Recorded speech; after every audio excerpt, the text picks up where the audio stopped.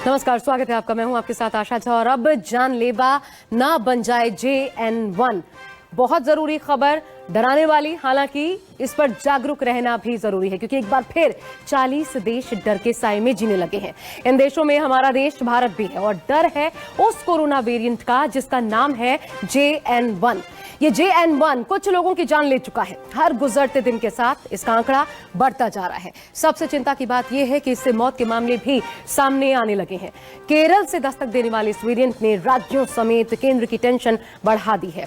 करीब 10 राज्यों में कोरोना के नए वेरिएंट मिल चुके हैं। हालात काबू से बाहर ना हो, इसके लिए स्वास्थ्य डिपार्टमेंट एक्शन में है। लोगों के लिए एडवाइजरी जारी की जा रही है, और साथ में सवाल भी है कि क्या कोविड के दौरान लगाई गई पाबंदियां फिर से हमारी दिनचर्या में शामिल होने वाली है। देखिए खास रिपोर्ट।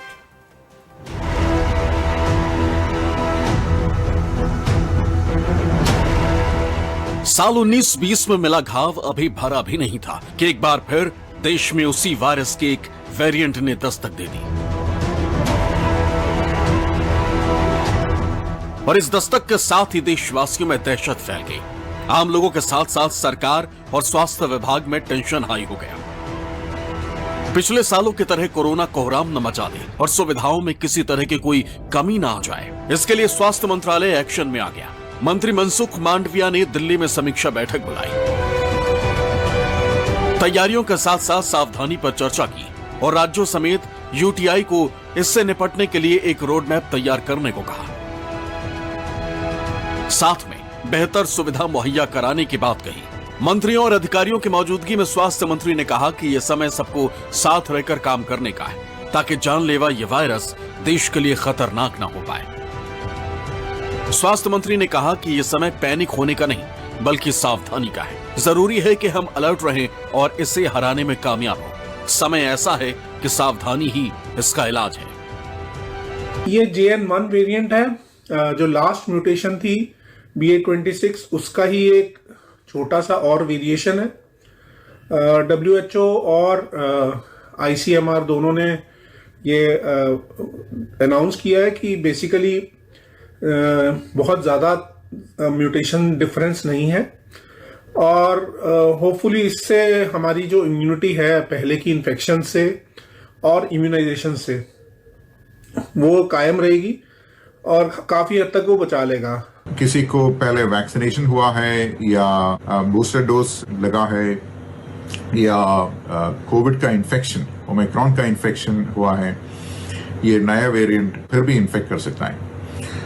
और ये घबराने की कोई बात नहीं है कि इंडिविजुअल तरीके से ये मोस्ट ऑफ द सिम्टम्स जो माइल्ड रहते हैं, जैसे बुखार, सर दर्द, खांसी, गले खराब, वजन का दर्द, body pain, can't get out of bed for a few days जैसे, और कुछ लोगों को एसिम्प्टोमेटिक जैसे बिना सिम्टम के भी ट्रांसमिशन हो सकता है। केंद्रीय स्वास्थ्य मंत्रालय के ताजा आंकड़ों के मुताबिक देश में कोरोना वायरस के 260 नए केस दर्ज किए गए, जबकि सक्रिय मामले बढ़कर 1828 हो गए। खासकर JN1 वेरिएंट का केस भारत में केरला में मिलने के बाद तो स्वास्थ्य मंत्रालय ने तमाम राज्यों को एडवाइजरी जारी कर दी, और इस एडवाइजरी की वाजिब वजह भी है देश में बढ़ते आंकड़े। राज्यों में केरल में सबसे ज्यादा आंकड़े। जाहिर तौर पर JN1 का बढ़ता आंकड़ा टेंशन को बढ़ाता है, लेकिन कहां कितना अब तक केस सामने आ चुका है, आइए आपको बताते हैं। याद होगा 8 दिसंबर को पहला केस केरल से सामने आया था। अभी दिसंबर में ही एक महिला थी, लेकिन ये महिला पूरी तरह से स्वस्थ हो चुकी है। कहां किस राज्य में कितने केसेस आए हैं, अब आइए वो आपको बताते हैं। केरल से क्योंकि शुरुआत हुई थी, तो नजर केरल पे ही सबसे पहले देखिए। 292 केसेस अकेले केरल में, सबसे ज्यादा केरल में ही केसेस सामने आए। पहले बार भी जब कोरोना शुरू हुआ था, याद कीजिए, तब भी पहला केस केरल से ही सामने आया था। तमिलनाडु में देखिए 13 केस तमिलनाडु में सामने आ चुके हैं। इसके अलावा दूसरे राज्यों की बात करें, महाराष्ट्र में अब तक 11 केसेस मिल चुके हैं, और इसलिए कर्नाटक में 9 क्वारंटीन करना जो है इसलिए ज्यादा जरूरी हो जाता है। एक बार फिर अगर ये केसेस भारी तादाद में बढ़ते हैं तो कर्नाटक के बाद यहां तेलंगाना में देखिए 4 केसेस अभी तक सामने आ चुके हैं। इसके अलावा पुडुचेरी में भी 4 केसेस अब तक आइडेंटिफाई किए जा चुके हैं। नए वेरिएंट से जो लोग जूझते पाए गए। दिल्ली में 3 केसेस अब तक मिले हैं। राजधानी में ये आंकड़ा बहुत अभी कम कहा जा सकता है। गुजरात में देखिए, यहां पर भी 3 ही केसेस हैं। केरल के मुकाबले यहां पर बहुत कम है अभी। पंजाब में महज 1 केस अभी सामने आया है, लेकिन यहीं पर रोकना, आइसोलेट करना, आगे न बढ़ पाए, इन सब चीजों की निगरानी जरूरी है। और इसके बाद एक और गोवा में भी देख लीजिए, 1 केस है। गोवा में सिर्फ 1 मात्र केस यहां से सामने आई। ये राज्य दरबार किस तरीके से केसेस आए हैं, ये इसकी जानकारी बहुत ज्यादा महत्वपूर्ण, क्योंकि इसी के अनुसार अब आगे राज्य सरकारी फैसला लेने वाली है। पिछले 24 घंटे में मौत और बढ़ते मामलों ने टेंशन तो दी ही है, लेकिन अभी मौत को लेकर सस्पेंस बना हुआ है। सस्पेंस ये कि क्या वाकई ये मौत कोरोना के वेरिएंट से हुई है या फिर मामला कुछ और है। इसे लेकर जीनोम सीक्वेंसिंग और तमाम तरह की तकनीकी संभावनाओं पर काम किया जा रहा है। आपको बता दें कि दुनिया के 40 देश अभी तक कोरोना की चपेट में हैं। अगस्त से भारत भी अछूता नहीं रहा। केरल से शुरू JN1 वेरिएंट अभी तक अमेरिका, चाइना और सिंगापुर में अपना असर दिखा रहा था, लेकिन 8 दिसंबर को केरला में पाए जाने और एक मरीज की मौत के बाद से राज्य दर राज्य इसके मामले सामने आने लगे, जिसके बाद राज्य समेत केंद्र सरकार भी एक्शन में आ गई। सरकार बिल्कुल भी नहीं चाहती है कि किसी भी तरह की तैयारी में कोई चूक हो, चाहे स्वास्थ्य सेवाओं का इंतजाम हो या फिर जनता को जागरूक करना। देश भर में हेल्थ से जुड़ा विभाग इसे लेकर एक्शन में है। सबसे ज्यादा केस वाले राज्य केरल में सरकार ने निगरानी बढ़ा दी, जांच में तेजी लाई गई है। गर्भवती महिलाओं, बुजुर्गों, बच्चों को मास्क के लिए कह दिया गया है। कर्नाटक में भी इसी तरह की तैयारी चल रही, क्योंकि केरल के बाद कर्नाटक पर ही सबसे ज्यादा खतरा मंडरा रहा। आज की सिचुएशन ये है कि देश में एज पर आवर रिकॉर्ड्स लगभग 2300 एक्टिव केसेस हैं। केरल में केसेस हैं, तमिलनाडु में है, कर्नाटक में है, खासकर गोवा में भी बड़ा कंसर्न है। तो एक नए थोड़ी सी आउटब्रेक जरूर सामने आई है।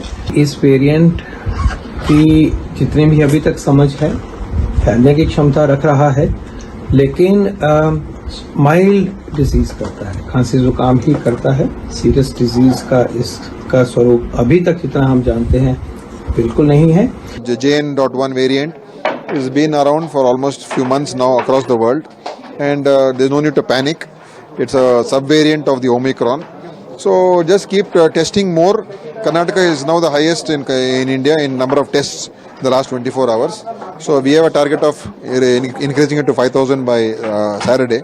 So do test more, find out more, and then later on we can see what else to do. सरकार के साथ साथ न्यूज 24 भी नागरिकों से कह रहा है कि पैनिक होने की जरूरत नहीं है, बस सावधानी जरूरी है, क्योंकि सावधानी से ही इस बीमारी को रोक सकते हैं। केंद्र सरकार ने भी एडवाइजरी जारी कर दी है, ताकि हालात खराब होने से पहले ही काबू में आ सके।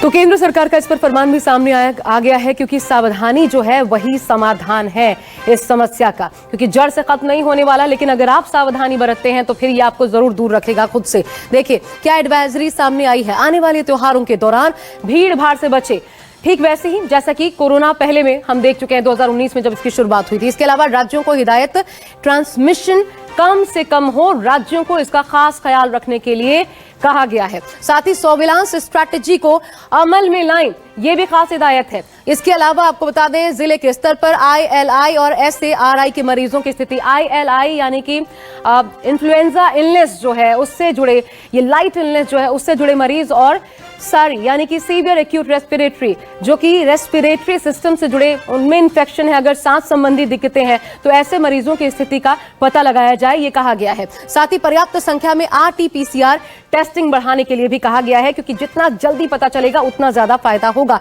इसके अलावा जीनोम सीक्वेंसिंग करें, जिससे वेरिएंट का पता चल पाए। ये तमाम सावधानियां जो बरतनी महत्वपूर्ण है।